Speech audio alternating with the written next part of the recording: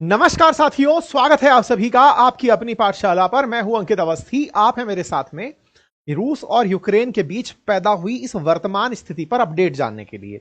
रूस और यूक्रेन के बीच में क्या कुछ चल रहा है ये हमने अपने कई सेशंस में ऑलरेडी डिस्कस किया है, लेकिन ताजा अपडेट 1 तारीख से जुड़ा हुआ है। 1 जून के दिन यूक्रेन की तरफ से स्पाइडर वेब नाम से एक मिशन लॉन्च किया गया रूस के खिलाफ, जिसमें यूक्रेन से भेजे गए ट्रक्स के अंदर रख करके ड्रोन्स भेजे गए और वो ड्रोन्स जाकर के उन फाइटर जेट्स पर या फिर बॉम्बर जेट्स के ऊपर बॉम्ब गिरा दिए जो कभी रूस से निकलकर यूक्रेन पर बम गिराने आते थे।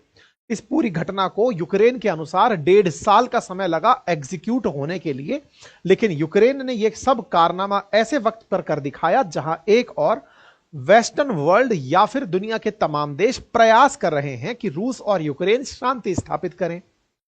यह 1 तारीख को जो घटना घटी, इसके अगले दिन ही रशिया और यूक्रेन के बीच में एक शांति वार्ता प्रस्तावित थी। यह शांति वार्ता प्रस्तावित थी इस्तांबुल के अंदर। इस्तांबुल है तुर्की के अंदर। तुर्की इन दिनों अमेरिका की शह पर इन दोनों की मध्यस्थता कराने का एक मिडिल टेबल बना हुआ है, जस्ट लाइक कतर। जैसे कि हमास और इजराइल के बीच के लिए कतर ने टेबल उपलब्ध कराई थी, या अमेरिका और तालिबान के बीच में जिस तरह कतर ने टेबल उपलब्ध कराई थी, कुछ वैसे ही रूस और यूक्रेन के लिए इस्तांबुल ने अपने आप को उपलब्ध कराया कि आप दोनों लोग यहां पर बैठे और बातचीत करें कि कैसे कैसे दोनों युद्ध रोक सकते हैं। इस युद्ध रोकने की शांति वार्ता से एक दिन पहले यूक्रेन ने यह बता दिया था कि वो इस युद्ध में क्या सोचता है, किस तरह से वो यूक्रेन पर रूस पर आक्रामक हो रहा है। तो ऐसे में क्या यह अपेक्षा की जा सकती थी कि रूस यूक्रेन के लिए झुक जाएगा? यह तो मीटिंग के अंदर ही पता चलना था, लेकिन मीटिंग जैसी प्रस्तावित थी वैसे ही आयोजित भी हुई। 2 तारीख के दिन प्रस्तावित थी, 2 तारीख के दिन मीटिंग आयोजित भी हुई। एक बड़ी दुर्घटना या कहिए एक ऐसी हमले के बाद इस मीटिंग का होना, कयास लगाए जा रहे थे कि यूक्रेन ने जिस तरह से अपनी तरफ से ये स्पाइडर वेब के नाम से इतने सारे बम छोड़े हैं या फिर इतना सारा जो हमला किया है, आयोजित एक बड़ी दुर्घटना। हाँ, जिस तरह से इन्होंने इतने सारे ड्रोन छोड़े हैं, हो सकता है कि अगले ही दिन रशिया शांति वार्ता में शामिल ना होकर इन पर गोले और बम और मिसाइल छोड़ देगा। लेकिन बकायदा 2 तारीख के दिन जैसा तय था वैसे मीटिंग होती है। उससे पहले ही उसी समय पर यूक्रेन के अंदर जेलेंस्की उस व्यक्ति को जिसने ये अंजाम दिया था, इनकी सेना का जो हेड था, उसको सम्मानित करते हैं, उसको शाबाशी देते हैं। पुतिन के प्रति दुनिया नजर बनाकर बैठी होती है कि आप क्या कीजिएगा, आप पर इतना बड़ा हमला हुआ है, हम रिटेलिएशन देखने के लिए बैठे हैं। हम उम्मीद करते हैं कि आप कुछ ऐसा करेंगे जिससे यूक्रेन के पास एक संदेश चला जाएगा और दुनिया को पता चल जाएगा कि रूस पर हमला करने का मतलब क्या होता है। आज हम 3 तारीख में इस सेशन को सुन रहे हैं। 1 तारीख को हमला हुआ, 2 तारीख के दिन शांति वार्ता हुई, 3 तारीख में हम चल रहे हैं। समझ ही नहीं आ रहा है कि रूस कुछ करेगा भी कि नहीं करेगा। हेडलाइंस ये बनती हैं कि साहब इन दोनों के बीच में शांति वार्ता जो 2 तारीख को हुई थी उसमें क्या क्या बातें हुई। अब इस सब बात का एक और पहलू यहां पर उजागर होता है, और वो पहलू किसी भी मीडिया हाउस ने खुलकर अभी तक नहीं लिखा है। यहां पर जितने भी हेडलाइंस बनी हैं उसमें केवल यह बात जरूर की जा रही है कि यूक्रेन ने रूस के ऊपर ऑपरेशन स्पाइडर वेब किया था। लेकिन एक बात यहां पर जिसका कोई जिक्र नहीं है, वो बात इस शांति वार्ता में 1 तारीख के बाद घटित हुई, वो मैं आप लोगों को आज बताने जा रहा हूं। ये इस्तांबुल के अंदर बैठे हुए ये कमरे के अंदर आपको जो डेलीगेशन दिखाई दे रहे हैं, ये डेलीगेशंस में से एक व्यक्ति जो रूस की तरफ से प्रतिनिधित्व कर रहा था, इस व्यक्ति ने अपनी तरफ से एक स्टेटमेंट दिया। जब पत्रकारों ने उससे पूछा कि सर स्पाइडर वेब पर कुछ कहेंगे, तो उसने आंसर दिया, कल का इंतजार कीजिए। यह घटना 1 तारीख को घटित हुई। पत्रकारों ने 1 तारीख की शाम को ही शायद रशियन डेलीगेशन से पूछा होगा, तभी 2 तारीख के अखबारों में यह छपा कि आप कल का इंतजार करिए। कौन से कल का? जो 2 तारीख बीत गई उसका, या फिर 2 तारीख के अगले बाद जो 3 तारीख आएगी उसका? अब ये तो समय ही बताएगा।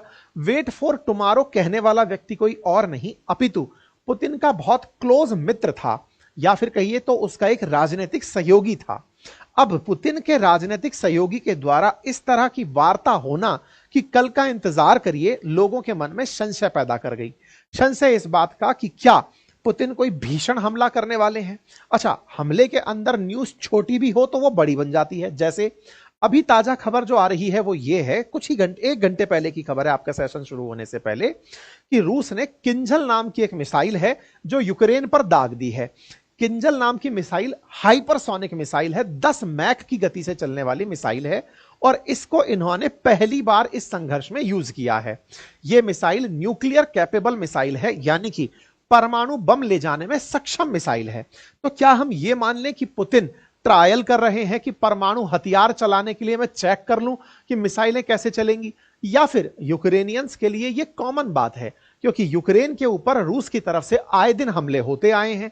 ऐसे में पुतिन का आज के दिन किंजल मिसाइल चला देना कोई सेंस तो नहीं रखता, लेकिन हेडलाइन बड़ी बनाता है कि पुतिन ने दाग दी किंजल मिसाइल जिसकी वजह से आ जाएगी तबाही। लेकिन वास्तविकता तो यह है कि जो अपेक्षित था आपको और हमको कि रिटेलिएशन में कुछ भीषण होगा, वो हुआ या नहीं हुआ, और हुआ और हमें पता नहीं चला, कुछ ऐसा तो नहीं हुआ। हां जी, कुछ ऐसा ही है जो आपको और हमको पता नहीं चला, मीडिया ने उसको इतनी हवा नहीं दी। क्या हुआ ऐसा? असल में आपको यह याद होगा कि रूस और यूक्रेन के बीच में ट्रंप लगातार मध्यस्थता कराने का प्रयास कर रहे थे। उसमें यूक्रेन पिछले लंबे समय से अपना एक 10 पॉइंटर एजेंडा लेकर आ जाता था। जेलेंस्की हर बार टेबल पर बैठते और अपनी तरफ से कहते कि देखिए, अगर रूस जो आज 4 क्षेत्र जिस पर इन्होंने लोहांस्क, डोनास्क, ये डोनबास क्षेत्र जहां पर कब्जा किया हुआ है, जैपोर्जिया, अगर इनको ये छोड़ देते हैं और हमारे पीछे हटते हैं, रूस जो है वो यूक्रेन के अंदर से बाहर निकल जाता है, तो हम तैयार हो जाएंगे सीज फायर के लिए। यह आपको याद होगा जेलेंस्की का बहुत दिनों से चलाया हुआ राग है। लेकिन कभी रूस ने अपनी तरफ से सीज फायर की शर्तें दी ही नहीं। आज तक की बातें जितनी भी हुई हैं उनमें आज से पहले तक रूस की तरफ से रूस क्या चाहता है सीज फायर के नाम पर, यह कभी जनता के सामने नहीं रखा गया। लेकिन 2 तारीख यानी कि कल जो इस्तांबुल में बैठक हुई, उस बैठक में पुतिन की तरफ से आए हुए व्यक्ति ने यह बता दिया दुनिया को कि हम यूक्रेन से क्या चाहते हैं।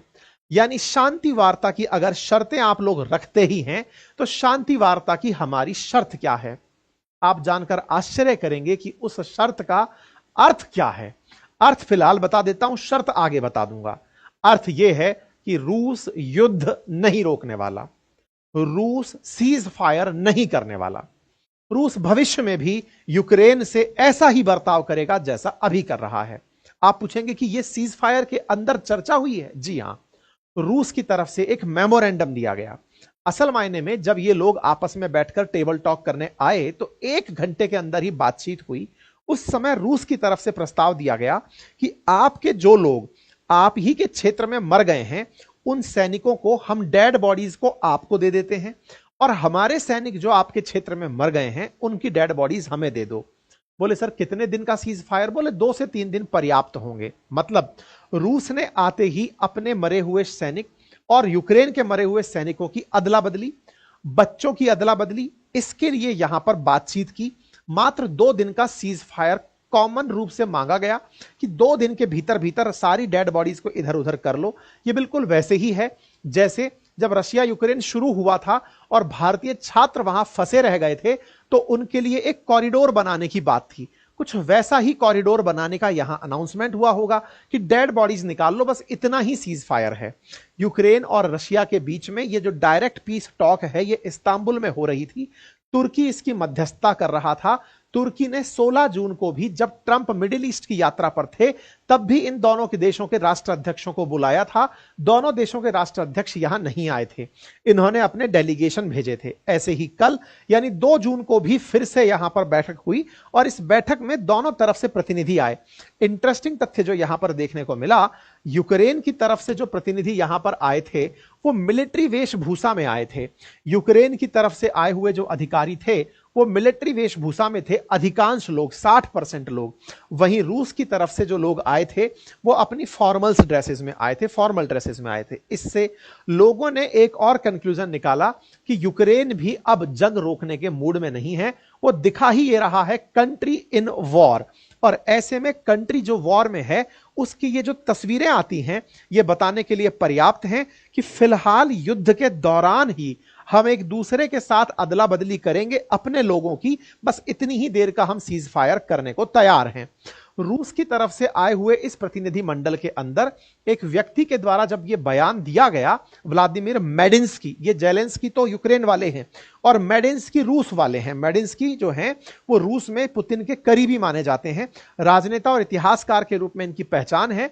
ये पुतिन की तरफ से आए थे और इन्होंने अपनी तरफ से मीडिया को ब्रीफिंग में कहा कि हमने अपनी तरफ से 2 पेज का मेमोरेंडम दे दिया है और 2 से 3 दिन का हम लोगों ने सीज फायर मांगा है। बोले सर मेमोरेंडम में आप लोगों ने क्या दिया है? बोले मेमोरेंडम में हम लोगों ने कहा है, अब आपको यह बात मैं सुना ही देता हूं इन्होंने अपनी तरफ से क्या कहा है। सुन करके आपको समझ में आ जाएगा कि यहां से 2-3 दिन बाद कुछ भीषण होने वाला है। इन्होंने अपनी तरफ से मेमोरेंडम में कहा, जिससे ट्रंप को संभवतया बड़ा झटका लगेगा। इन्होंने अपनी तरफ से केवल एक लाइन कही और वो लाइन थी कि यूक्रेन बेहतर है कि जो 4 क्षेत्र फिलहाल हमारे पास हैं उनसे अपना कब्जा छोड़ दे और उसके बारे में आगे से चर्चा ना करे। नंबर 1, यूक्रेन भविष्य में भी कोई रशियन विरोधी एजेंडा ना शुरू करे और ना ही कोई रशिया विरोधी गुट ज्वाइन करे। सीधे शब्दों में उसे नाटो ज्वाइन करने से इनकार कर दिया गया कि आप नाटो ज्वाइन नहीं कर सकते। नंबर 3, इनसे कहा गया कि आप अपनी सेना में कटौती करें। चौथा, इनसे कहा गया कि तत्काल प्रभाव से यूक्रेन के अंदर इलेक्शन करवाए जाएं और इलेक्शन कराने के बाद नए राष्ट्रपति के बाद वो जो 4 क्षेत्र जिस पर हमारा कब्जा है वहां पर जो भी यूक्रेनियन बचे हैं उन्हें अपने क्षेत्र में ट्रांसफर कर लिया जाए। और कहा गया कि इस युद्ध के अंदर जितने भी लोग मारे गए हैं उन मारे गए लोगों की अदला बदली कर ली जाए, क्योंकि अब यह क्षेत्र पूरी तरह से रशियन क्षेत्र ही कहलाएगा। इसके साथ साथ जो यहां पर महत्वपूर्ण बात थी वो ये थी कि यहां यूक्रेन के अंदर आधिकारिक रूप से रशियन लैंग्वेज को भाषा के रूप में स्वीकार किया जाए, रूसी भाषा को यूक्रेन में पहचान दिया जाए। यूक्रेन के अंदर नाजिज्म यानी कि नाजीवाद की जो शुरुआत हो रही है उसे खत्म कर दिया जाए। यूक्रेन को रूस ने अपनी तरफ से इतने सारे जो पॉइंट बोले उन पॉइंट का एक सूत्रीय एनालिसिस अगर निकाला जाए तो वो केवल इतना था कि मिस्टर यूक्रेन, अगर आप ये सोचते हैं कि हम सीज फायर के नाम पर अपना आपका जो देश है वो छोड़ देंगे, आंसर है नो। हम आपसे उम्मीद करते हैं कि आप नाटो ज्वाइन नहीं करेंगे और हां, अपनी सेना को कम कीजिए, अपनी सेना के अंदर से लोगों को हटाइए, तब जाकर हम सीज फायर के बारे में विचार करेंगे। इसका सीधा सा तर्क है, ना तो यूक्रेन जो मानने वाला है इन शर्तों को और ना ही रूस ये जानते हुए शर्त बोला है कि यूक्रेन तुम इनकी पालना नहीं कर पाओगे। बकायदा इन्होंने मेमोरेंडम दिया और उस मेमोरेंडम में बस इतना ही कहा कि बस हमारी डेड बॉडीज को इधर उधर कर दीजिए।